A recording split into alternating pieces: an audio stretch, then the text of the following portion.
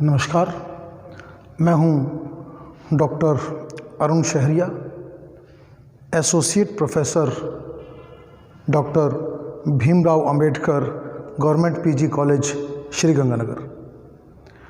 दोस्तों, पिछले दिनों हमने वर्ल्ड ज्योग्राफी के तहत बांग्लादेश टॉपिक शुरू किया था और बांग्लादेश पार्ट 1 किया था। आज उसी टॉपिक को आगे बढ़ाते हुए शुरू कर रहे हैं बांग्लादेश पार्ट 2। बांग्लादेश पार्ट 2 जिसमें के महत्वपूर्ण बांग्लादेश के बारे में तथ्य होंगे और महत्वपूर्ण जानकारी दी जाएगी। बांग्लादेश पार्ट 2 आज हम स्टडी करने जा रहे हैं। इससे पहले हमने बांग्लादेश पार्ट 1 किया था। अगर आप देखेंगे पार्ट 1 में तो पार्ट 1 में हमने बांग्लादेश के बारे में सामान्य जानकारी, उसकी स्वतंत्रता की कहानी, उसका स्वतंत्रता से पहले की क्या स्थिति थी, कैसे वो आज़ाद हुआ, किस तरह से वो पश्चिमी पाकिस्तान से टूट करके एक अलग इंडिपेंडेंट राष्ट्र बना, और इसके बारे में जो जानकारी थी अलग अलग एरियाज़ की, नदियों के बारे में, उसके बारे में हमने जानकारी दी। आज हम देख रहे हैं पार्ट 2। पार्ट 2 में हम लोग उसके आगे की स्टडी करेंगे।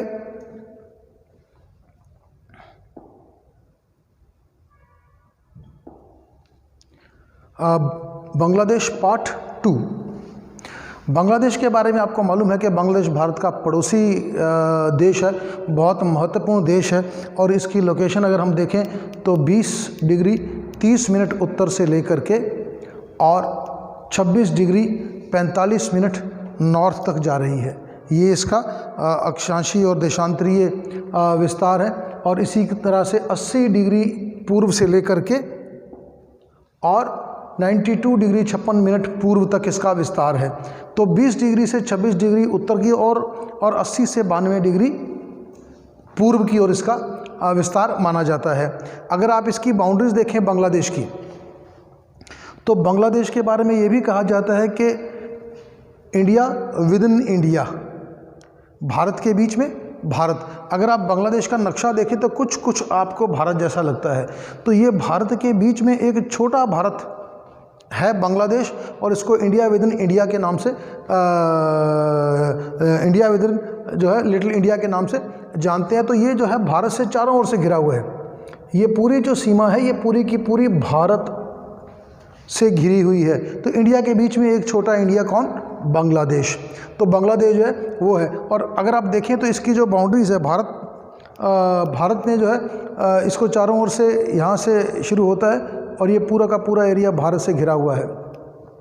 और पूरा का पूरा जो एरिया भारत से घिरा हुआ है वो लगभग 4053 किलोमीटर का एरिया बनता है। तो भारत से ये लगभग 4000 किलोमीटर से घिरा हुआ है, इसकी सीमा लगती है भारत के साथ इसकी। और म्यांमार जो कि दूसरा पड़ोसी देश है इस तरफ, यहाँ जो है वो म्यांमार है, तो उसकी सीमा जो है वो 193 किलोमीटर लगती है। मुख्यतः 2 बड़े देशों से बांग्लादेश घिरा हुआ है। इसकी सीमाएं 2 बड़े देशों के साथ लगती हैं, जिनमें एक है भारत जो 4000 के आसपास की सीमा रेखा लगती है, और दूसरा है म्यांमार जिसकी सीमा रेखा 193 किलोमीटर के आसपास लगती है। तो इसका ज़्यादातर हिस्सा जो है वो भारत के साथ जुड़ा हुआ है। यानी इंडिया के साथ 4053 किलोमीटर और म्यांमार के साथ 193 किलोमीटर जो है वो इसका हिस्सा जुड़ा हुआ है। कुल मिला के देखें तो एरिया, क्षेत्रफल अगर बांग्लादेश का देखें तो वो 1,42,797 स्क्वायर किलोमीटर बनता है।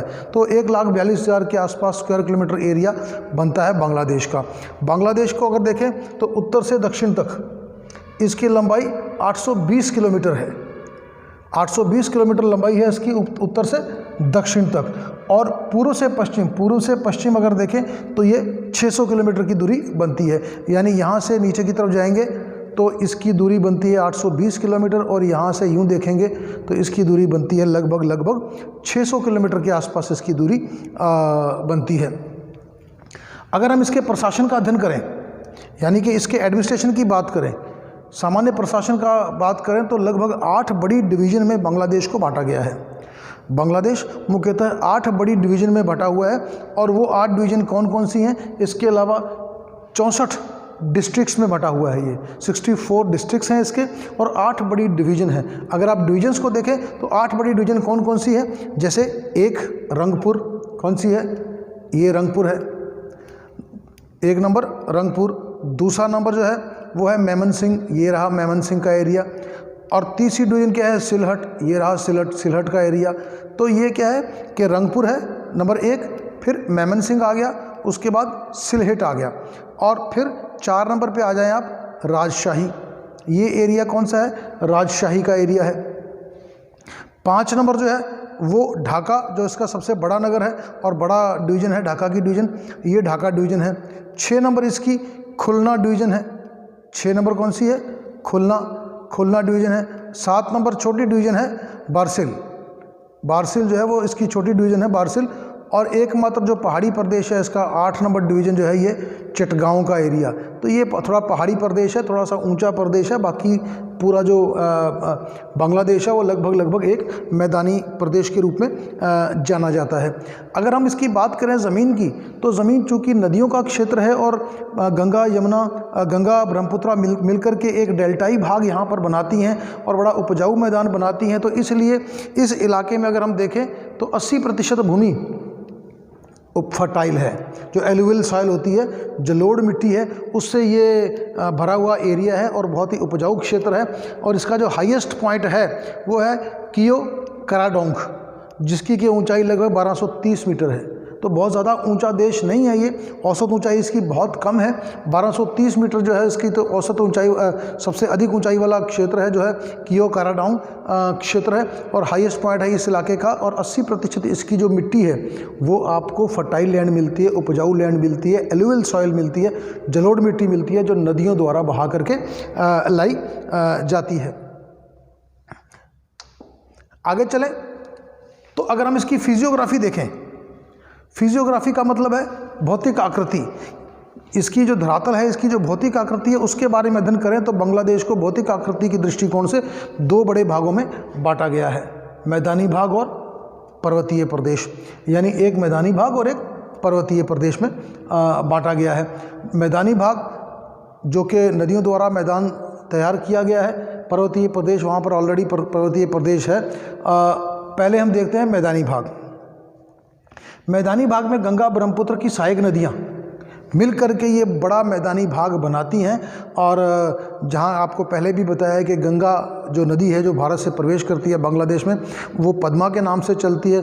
उधर से ब्रह्मपुत्रा जो आती है वो यहाँ पर जो है वो जमुना के नाम से चलती है और उसकी कई सहायक नदियाँ हैं। फिर ये दोनों नदियाँ मिल करके मेघना के नाम से एक बड़ी नदी बनाती हुई चलती है। हालांकि सभी नदियाँ कई शाखाओं में बंट जाती हैं और ये डेल्टाई प्रदेश बनाती हैं। तो गंगा ब्रह्मपुत्र उसकी सहायक नदियां जो हैं वो मैदानी भाग बनाती हैं। 10 से 5 मीटर औसत ऊंचाई यहाँ पर देखी जाती है क्षेत्र की। बहुत ज़्यादा आपको पहले बताया कि बांग्लादेश कोई बहुत ज़्यादा औसत ऊंचाई वाला राष्ट्र नहीं है, कोई देश नहीं है। औसत ऊंचाई इसकी 5 से 5 मीटर तक है। इसीलिए कहा जाता है कि ग्लोबल वार्मिंग का अगर प्रभाव किसी देश पर पड़ेगा तो बहुत से जो महत्वपूर्ण देश हैं जिनकी की ऊंचाई कम है, जैसे कि मालदीव हो गया और जैसे कि बांग्लादेश हो गया, बांग्लादेश की भी औसत ऊंचाई बहुत ज़्यादा नहीं है। तो ग्लोबल वार्मिंग से जब ग्लेशियर्स पिघलेंगे और समुद्र तल ऊंचा होगा तो बांग्लादेश को भी भारी नुकसान हो सकता है, क्योंकि ये भी औसत अधिक ऊंचाई वाला क्षेत्र नहीं है। चूँकि नदियाँ बहुत ज़्यादा हैं, डेल्टाई भाग बनते हैं, शाखाएँ बहुत ज़्यादा हैं, इसलिए ज़्यादातर क्षेत्र में दलदलीय क्षेत्र भी मिलता है। ज़्यादातर क्षेत्र में दलदल है, पानी भरा हुआ मिलता है, पानी खड़ा हुआ मिलता है, दलदलीय भाग मिलता है। शायद यही कारण है कि बांग्लादेश विश्व का सबसे अधिक जूट उत्पादन करने वाला राष्ट्र है। तो जूट भी वहीं होती है जहाँ पानी खड़ा रहता है, पटसन वहीं होगी जहाँ पानी खड़ा रहता है और दलदलीय भूमि होती है, थोड़ी नम जलवायु होती है। तो इसका ज़्यादातर क्षेत्र जो है वो दलदली क्षेत्र कहलाता है। छोटी बड़ी नदियों के जो क्षेत्र हैं जो छोटी बड़ी नदियां जो मिलती हैं आकर के, उन्हें स्थानीय भाषा में खाल कहा जाता है। बहुत इंपॉर्टेंट क्वेश्चन है, कई बार आ चुका है कि बांग्लादेश में आप खाल से क्या समझते हैं। तो खाल क्या चीज़ है? जो बड़ी नदियों की छोटी सहायक शाखाएँ होती हैं, सहायक नदियाँ होती हैं, छोटी बड़ी जो नदियाँ होती हैं जो बड़ी नदी में आके मिलती हैं, उन्हें उनकी सहायक नदी को खाल कहा जाता है। बड़ी नदी तो नदी है, लेकिन उसकी सहायक और उसकी आगे छोटी सहायक नदियाँ जो होंगी उन्हें खाल कहा जाता है। गंगा को पद्मा के नाम से आपको बताया, ब्रह्मपुत्र को जमुना के नाम से जाना जाता है। यहाँ एक और क्वेश्चन बनता है कि भारत की ज़्यादातर नदियाँ जो हैं वो फीमेल रिवर्स हैं, महिला नदियाँ हैं, स्त्री नदियाँ हैं, लेकिन एकमात्र भारत की पुरुष नदी जो है, बहुत कम पुरुष नदियाँ हैं, उनमें से एकमात्र जो पुरुष नदी है वो कौन सी है? ब्रह्मपुत्र। तो ब्रह्म का पुत्र, जैसे गंगा माता है, यमुना माता है, सरस्वती माता है, इसी तरह से अन्य नदियां जो हैं वो माता हैं या फीमेल रिवर्स के रूप में उनको जाना जाता है। लेकिन जो ब्रह्मपुत्र है उसके बारे में कहा जाता है कि ये भारत की कुछ प्रमुख मेल नदियों में से एक है और सबसे बड़ी मेल रिवर है, पुरुष नदी है ब्रह्मपुत्र। पद्मा और जमुना मिलकर के मेघना के नाम से आगे चलती है और फिर बड़े डेल्टा का निर्माण करती है। डेल्टा आपको पता है कि डेल्टा जहाँ पर नदी समुद्र से मिलती है और उस क्षेत्र में बड़ी नदी जो है वो कई शाखाओं में बढ़ जाती है और उसे डेल्टाई भाग कहते हैं। बांग्लादेश जो है वो बहुत बड़े डेल्टा का निर्माण करता है, जो गंगा और ब्रह्मपुत्र मिलकर के डेल्टाई भाग का निर्माण करती है। आगे हम बात करेंगे डेल्टाई भाग की, सुंदरबन की। तो ये डेल्टा का निर्माण करती है और नदियाँ चूँकि हर साल यहाँ बाढ़ आती है, नदियों की वजह से हर साल यहाँ पर बाढ़ आती है, हर साल भारी वर्षा होती है, नदियों का पानी उफान पर होता है, बाढ़ आती है, जिससे कि प्रत्येक वर्ष यहाँ पर नवीन कांप मिट्टी का विस्तार होता है और नवीन कांप मिट्टी बिछ जाती है, एलुवियल सॉइल मिल जाती है। चूँकि हर साल बाढ़ आती है, तेज़ प्रवाह से पानी बढ़ता है, तो मार्ग परिवर्तित करती रहती हैं नदियाँ जो हैं अपना मार्ग परिवर्तित करती रहती हैं, जिसकी वजह से सड़क और पुल का निर्माण कार्य यहाँ पर कठिन हो जाता है। इस इलाके में बार बार सड़कें बनाई जाती हैं, बार बार पुल बनाए जाते हैं, बार बार टूट जाते हैं, गिर जाते हैं, क्योंकि हर साल बाढ़ आती है तो नदियाँ थोड़ा बहुत अपना मार्ग परिवर्तित कर लेती हैं, जिनकी वजह से बार बार सड़कों का निर्माण करना पड़ता है और बार बार पुलों का निर्माण भी करना पड़ता है। गंगा यमुना के मध्य का जो क्षेत्र है, गंगा जमुना, यमुना भारत की नदी है लेकिन जमुना बांग्लादेश की नदी है जो कि ब्रह्मपुत्र को कहा जाता है। तो गंगा और जमुना के मध्य का जो क्षेत्र है उसे स्थानीय भाषा में बारिंद के नाम से जाना जाता है। बारिंद, तो बारिंद के बारे में भी क्वेश्चन आ जाता है कि बारिंद कौन सा क्षेत्र है बांग्लादेश में? ऐसा क्षेत्र जो गंगा और जमुना के मध्य है, यानी कि पद्मा और जमुना के मध्य का जो क्षेत्र है वो ये जो एरिया है, यहाँ से जमुना आती है, यहाँ से गंगा जाती है। आपको दूसरे डायग्राम में बता देते हैं।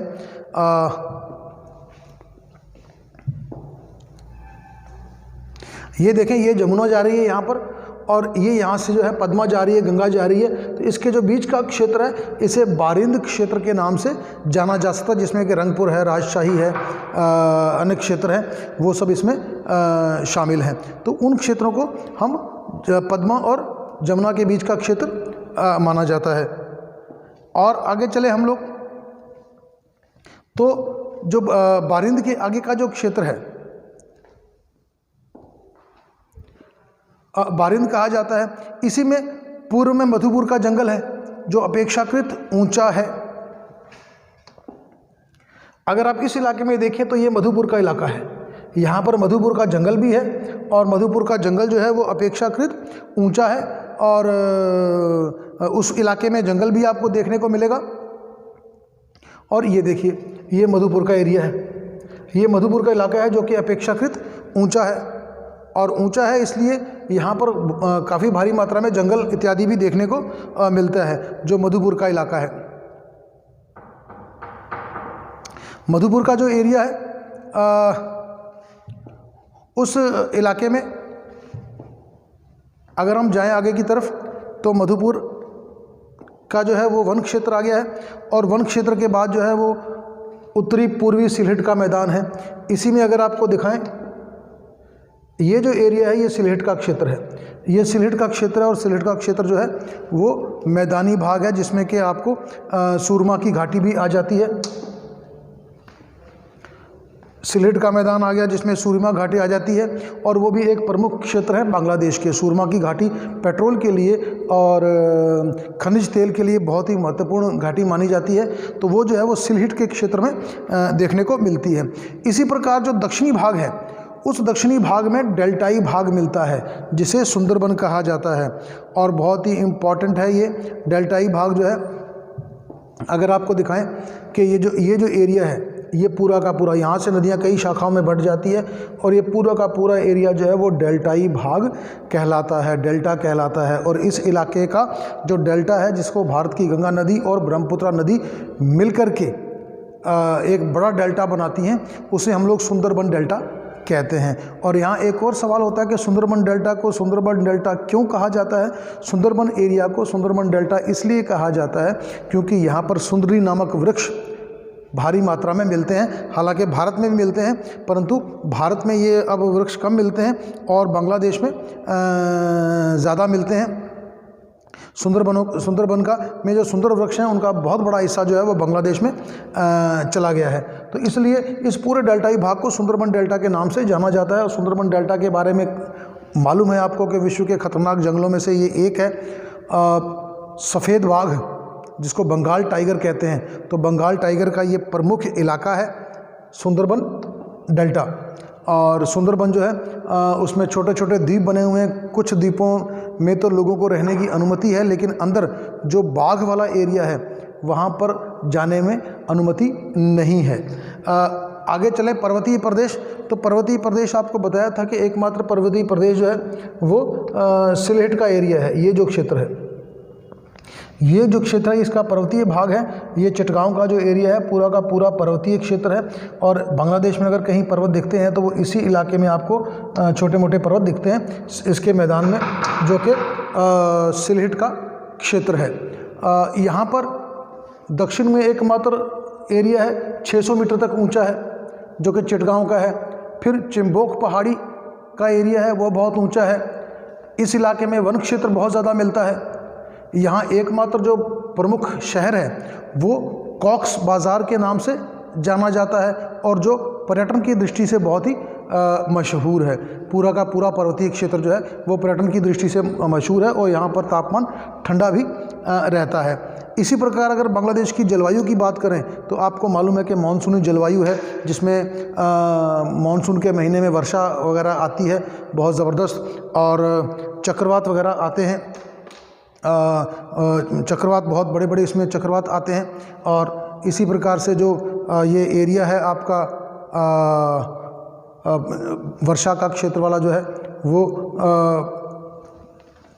बाढ़ के रूप में वर्षा आती है, फिर बाढ़ आती है। इसके अलावा इस इलाके में अगर कहते हैं बांग्लादेश का बहुत दुर्भाग्य है कि या तो वहाँ बाढ़ आएगी या फिर अकाल आएगा, या तो बाढ़ आती है या फिर अकाल आती है, और बाढ़ें भयंकर रूप से आती हैं। लोग वहीं वापस रहते हैं जहाँ पर बाढ़ आती है, वो बाढ़ आती है तो भाग जाते हैं, और जब बाढ़ चली जाती है वापस वहीं आकर के खेती करते हैं, क्योंकि ज़मीन बहुत उपजाऊ होती है। और इसी प्रकार से इस मानसूनी जलवायु के बारे में हमने अलग से एक वीडियो जारी किया हुआ है कि मानसूनी जलवायु क्या होती है। आप उस वीडियो में जाकर के मानसूनी जलवायु और मानसून क्षेत्र के बारे में जानकारी हासिल कर सकते हैं। आज की वीडियो में इतना ही। अभी हमने बांग्लादेश पार्ट 2 किया है, इससे पहले बांग्लादेश पार्ट 1 किया है, और अगली वीडियो हम जारी करेंगे बांग्लादेश पार्ट 3 की, जिसमें कि बांग्लादेश की बाकी जानकारी आप तक पहुंचाई जाएगी। तो मिलते हैं अगली वीडियो में। अगर आपको ये वीडियो पसंद आई तो इसे लाइक, सब्सक्राइब और शेयर ज़रूर करें। अगली वीडियो में मिलते हैं, तब तक के लिए जय हिंद, जय भारत, धन्यवाद।